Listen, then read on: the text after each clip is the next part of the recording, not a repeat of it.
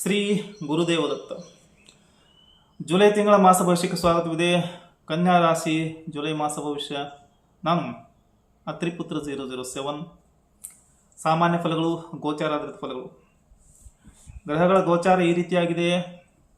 ಪ್ರತಿ ಮಾಸದಂತೆ as usual ಸೂರ್ಯನ ಸಂಚಾರ ಮಾಸದ ಮಧ್ಯಭಾಗದಲ್ಲಿ ಸಂಕ್ರಮಣದ ರೂಪದಲ್ಲಿ ಪರಿವರ್ತನೆ ಆಗುತ್ತೆ.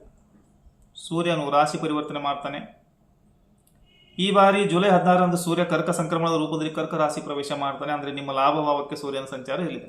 ಅದಕ್ಕೂ ಮುಂಚೆ, ಸಂಕ್ರಮಣಕ್ಕೂ ಮುಂಚೆ ಸೂರ್ಯನ ಸಂಚಾರ ನಿಮ್ಮ ಅಭಿಮುಖ್ಯ ರಾಶಿಯಾದ ಮಿಥುನ ರಾಶಿಯಲ್ಲಿದ್ದು ಸೂರ್ಯ ದಿಕ್ಬಲವನ್ನು ಪಡಿತಾನೆ. ವ್ಯಯಾಧಿಪತಿಯಾಗಿ 10th ಹೌಸಲ್ಲಿ ಇರ್ತಾನೆ ಆರಂಭದಲ್ಲಿ. ನಂತರ ವ್ಯಯಾಧಿಪತಿಯಾಗಿ ಲಾಭಭಾವದಲ್ಲಿ ಬರ್ತಾನೆ. ಕುಜ ಪರಾಕ್ರಮ ಮತ್ತು ರಂಧ್ರಾಧಿಪತಿಯಾಗಿ ಮಾಸ ಪೂರ್ತಿ ಭಾಗ್ಯಭಾವದಲ್ಲಿರ್ತಾನೆ. ರಾಶಾಧಿಪತಿ ಮತ್ತು ಕರ್ಮಾಧಿಪತಿಯಾದಂಥ ಬುಧ ಜುಲೈ 7ರಿಂದ ಮಾಸ ಪೂರ್ತಿ ಕರ್ಮಭಾವದಲ್ಲಿರ್ತಾನೆ. ದ್ವಿತೀಯಾಧಿಪತಿ ಮತ್ತು ಭಾಗ್ಯಾಧಿಪತಿಯಾದ ಶುಕ್ರ ವ್ಯಯಭಾವದಲ್ಲಿ ಬರ್ತಾನೆ. ವ್ಯಯಭಾವದಲ್ಲಿ ಬರುವಂಥ ಶುಕ್ರ ಮಾತ್ರ ಉತ್ತಮ ಫಲಗಳನ್ನು ಕೊಡ್ತಾನೆ. ಕಾರಣ, ಉಳಿದ ಎಲ್ಲ ಗ್ರಹಗಳು ವ್ಯಯಭಾವದಲ್ಲಿ ಹಾನಿಯನ್ನುಂಟು ಮಾಡಿದರೆ ಶುಕ್ರ ಮಾತ್ರ ವ್ಯಯಭಾವದಲ್ಲಿ ಶುಭ ಫಲಗಳನ್ನು ಕೊಡ್ತಾನೆ. ರಾಹುವಿನ ಸಂಚಾರ 6ನೇ ಭಾವದಲ್ಲಿದ್ದು ಯೋಗಕಾರಕ ಸ್ಥಿತಿಯಲ್ಲಿದೆ. ರಾಹುವಿನ ಸಂಚಾರ ಶುಭ ಫಲಗಳನ್ನು ನೀಡುತ್ತೆ. ಕೇತು ವ್ಯಯಭಾವದಲ್ಲಿದ್ದಾನೆ. ಕೇತು ಕೂಡ ಮೋಕ್ಷ ತ್ರಿಕೋನ ಸಕ್ರಿಯಗೋಷ್ಠಿ. ಕೇತುವಿನ ಫಲಗಳು ಕೂಡ ಚೆನ್ನಾಗೇ ಇರ್ತವೆ. ಕೇತು ವ್ಯಯಭಾವದಲ್ಲಿದ್ದಾಗ ಮೋಕ್ಷವನ್ನು ಕುರಿತು ಚಿಂತನೆ ಮಾಡ್ತಾರೆ. ರಾಹು ಕೇತುಗಳ ಅಕ್ಷ ಆಲ್ಮೋಸ್ಟ್ ಚೆನ್ನಾಗಿಯೇ ಇದೆ. ಚಾಂಡಾಲರ ಸಂಚಾರ ಅನುಕೂಲ ಅಂತಲೇ ಹೇಳ್ಬೋದು.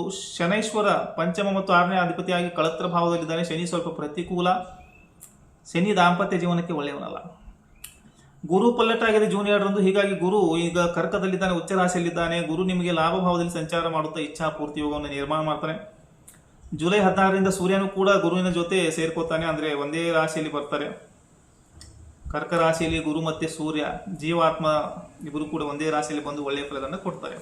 ಗುರುವಿಗೆ ಮಾರಕತೆ ಇದೆ, ಬಾಧಕತೆ ಇದೆ. ಆದರೆ ಅದರ ಜೊತೆ ನೈಸರ್ಗಿಕ ಶುಭ ಗ್ರಹ ಇರುವ ಕಾರಣ ಮಾರಕತೆ ಬಾಧಕತೆ ಕಡಿಮೆ ಆಗ್ತವೆ. ಶುಭ ಫಲಗಳನ್ನು ಕೂಡ ಕೊಡಲೇಬೇಕು. ಲಾಭ ಭಾವದಲ್ಲಿ ಇದ್ದಾಗ ಸಂಪೂರ್ಣ ಪ್ರಮಾಣದ ಗುರುಬಲ ಕೂಡ ಬರ್ತಾ ಇದೆ. ಆದರೆ ಮಾರಕ ಮತ್ತು ಬಾಧಕ ಫಲಗಳನ್ನು ಕೂಡ ನೀಡುತ್ತಾನೆ. ವೀಕ್ಷಕರೇ, ಸೂರ್ಯ ಆರಂಭದ 16 ದಿನ ಮಿಥುನದಲ್ಲಿ ಸಂಚಾರ ಮಾಡುವಾಗ ದಿಗ್ಬಲವನ್ನು ಪಡಿತಾನೆ. ಹೀಗಾಗಿ ಇಲ್ಲಿ ಸರ್ವಕಾರ್ಯ ಸಿದ್ಧಿ ಯೋಗ ನಿರ್ಮಾಣ ಮಾಡ್ತಾ ಇದ್ದಾನೆ. ಎಲ್ಲ ಕಾರ್ಯಗಳಲ್ಲಿ ಯಶಸ್ಸು, ಯಾರ ಮಾತನ್ನು ಕೇಳಲ್ಲ, ಶಿಸ್ತು ಮತ್ತು ಗಂಭೀರದಿಂದ ವರ್ತಿಸುವನು, ಯಾರಿಗೂ ಕೂಡ ಕ್ಷಮೆ ನೀಡಲ್ಲ. ಇದರ ಜೊತೆಗೆ ಸೂರ್ಯ ಅರ್ಥ ತ್ರಿಕೋಣ ಸಕ್ರಿಯಗೊಳಿಸ್ತಾನೆ. ಉತ್ತಮವಾದ ಫಲಗಳು ಆರ್ಥಿಕವಾಗಿ ಸಿಗ್ತವೆ. ಪದೋನ್ನತಿ, ಬಡ್ತಿ, ಪ್ರಮೋಷನ್ಸು ಎಲ್ಲವೂ ಸಿಗುತ್ತದೆ. ಪದಪ್ರಾಪ್ತಿ ಯೋಗಗಳು ಸೂರ್ಯನ ಕೊಡ್ತಾನೆ. ಇಂಥ ಸೂರ್ಯ ವ್ಯಯಭಾವದ ನಂತರ ಲಾಭಭಾವದಲ್ಲಿ ಬರ್ತಾನೆ. ಉತ್ತರಾರ್ಧದಲ್ಲಿ ಕರ್ಕ ರಾಶಿಗೆ ಬಂದಾಗ, ಲಾಭಭಾವಕ್ಕೆ ಬಂದಾಗ, ಸ್ವಲ್ಪ ನಿದ್ರಾಹೀನತೆ, ಲಾಭಭಾವಕ್ಕೆ ಬಂದಾಗ ಎಲ್ಲ ರೀತಿಯ ಸುಖಗಳು ಬರ್ತವೆ. ಪಂಚಮ ಭಾವ ಸಕ್ರಿಯಗೊಳ್ಳುತ್ತದೆ. 5th ಹೌಸ್ ಆಕ್ಟಿವ್ ಆಗೋದ್ರಿಂದ ಮತ್ತೆ ಕಾಮ ತ್ರಿಕೋನ ಕೂಡ ಸಕ್ರಿಯಗೊಳ್ಳುತ್ತದೆ. ಎಲ್ಲ ರೀತಿಯ ಭೌತಿಕ ವಾಸನೆಗಳು ಪೂರ್ತಿ ಆಗ್ತವೆ. ಇಂಟೆನ್ಸ್ ಡಿಸೈರ್ಗಳನ್ನು ಸೂರ್ಯ ಪೂರ್ತಿಗೊಳಿಸ್ತಾನೆ. ಸ್ವಲ್ಪ ಸ್ವಾರ್ಥಿಯನ್ನಾಗಿ ಮಾಡ್ತಾನೆ. ಆಸೆ ಆಕಾಂಕ್ಷೆಗಳು, ತನ್ನ ಆಸೆ ಆಕಾಂಕ್ಷೆಗಳಿಗೆ ಹೆಚ್ಚಿನ ಪ್ರಾಮುಖ್ಯತೆಯನ್ನು ಕೊಡ್ತಾನೆ. ನಾನು ಎನ್ನುವುದಿರುತ್ತೆ, ನನಗೆ ಪ್ರಾಮುಖ್ಯತೆ. ಇದರ ಜೊತೆಗೆ ಸೂರ್ಯ ಅಪಾರ ಆಸ್ತಿ, ಸಿರಿವಂತಿಕೆಯ ಗದ್ದಿಗೆಯನ್ನು ಇರುವ ಹಾಗೆ ಮಾಡ್ತಾನೆ. ಸೊ ಫೈನಾನ್ಷಿಯಲಿ ತುಂಬ ಒಳ್ಳೆಯ ಫಲಗಳನ್ನು ಕೊಡ್ತಾನೆ. ನಿರ್ಮಲ ಮನಸ್ಸು, ನೇಮ್ ಆ್ಯಂಡ್ ಫೇಮ್, ಪ್ರಸಿದ್ಧಿಯನ್ನು ಕೊಡ್ತಾನೆ. ಬಲವಾದ ಶರೀರವನ್ನು ಸೂರ್ಯ ಇಲ್ಲಿ ಕೊಡ್ತಾ ಇರ್ತಾನೆ.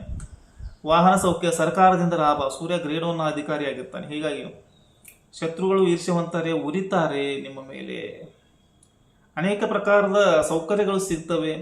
ಶೋಕರಹಿತನಾಗಿ ಜೀವನವನ್ನು ಬದುಕುವುದು. ಇದರ ಜೊತೆ ಒಬ್ಬ ಲೀಡರ್ಶಿಪ್ ಕ್ವಾಲಿಟಿಯನ್ನು ಸೂರ್ಯ ಕೊಡ್ತಾನೆ. ಈ ಸತ್ಕರ್ಮದಲ್ಲಿ ಆಸಕ್ತಿ, ಸಂಗೀತದಲ್ಲಿ ಆಸಕ್ತಿಯನ್ನು ಸೂರ್ಯನು ಇಲ್ಲಿ ಕೊಡ್ತಾನೆ. ಧನವಂತ ಯೋಗ, ಭೂಪತಿ ಯೋಗ, ನಿತ್ಯ ಧನ ಪ್ರಾಪ್ತಿ ಯೋಗ ಸೂರ್ಯ ಕೊಡ್ತಾನೆ. ಬುಧ ಇಲ್ಲಿ ಬಂದ್ಬಿಟ್ಟು ಕರ್ಮಭಾವದಲ್ಲಿ ಬರ್ತಾನೆ. ರಾಶಾಧಿಪತಿ ಆದಂತಹ ಬುಧ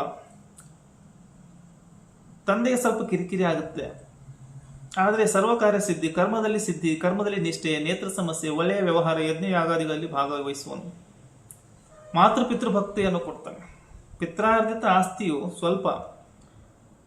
ಸ್ವಲ್ಪ ತೀರ್ಥಯಾತ್ರೆಯಲ್ಲಿ ವಿನಿಯೋಗಿಸ್ತಾರೆ.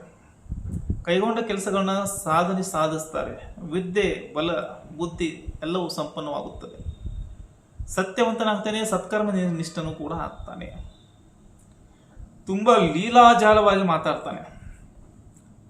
ಹೀಗೆ ರವಿ ಅನುಕೂಲ, ಬುಧ ಅನುಕೂಲ. ಇನ್ನು ಕುಜನ ಸಂಚಾರ ಭಾಗ್ಯಭಾವದಲ್ಲಿರಲಿದೆ. ಇದನ್ನು ಕುರಿತು ಸೆಪರೇಟ್ ವಿಡಿಯೋ ಈಗಾಗಲೇ ಮಾಡಲಾಗಿದೆ. ಕನ್ನಡ, ಇಂಗ್ಲಿಷ್ ಎರಡರಲ್ಲಿ ಮಾಡಲಾಗಿದೆ. ಗುರುಪಲ್ಲಟ ಕುರಿತು ಕೂಡ ಸೆಪರೇಟ್ ವಿಡಿಯೋವನ್ನು ಮಾಡಲಾಗಿದೆ ಕನ್ಯಾ ರಾಶಿಗೆ ಸಂಬಂಧಪಟ್ಟಂತೆ. ವಿಡಿಯೋ ಇಷ್ಟ ಲೈಕ್ ಮಾಡಿ ಮತ್ತು ಶೇರ್ ಮಾಡಿ. ಶ್ರೀ ಗುರುದೇವ ದತ್ತ.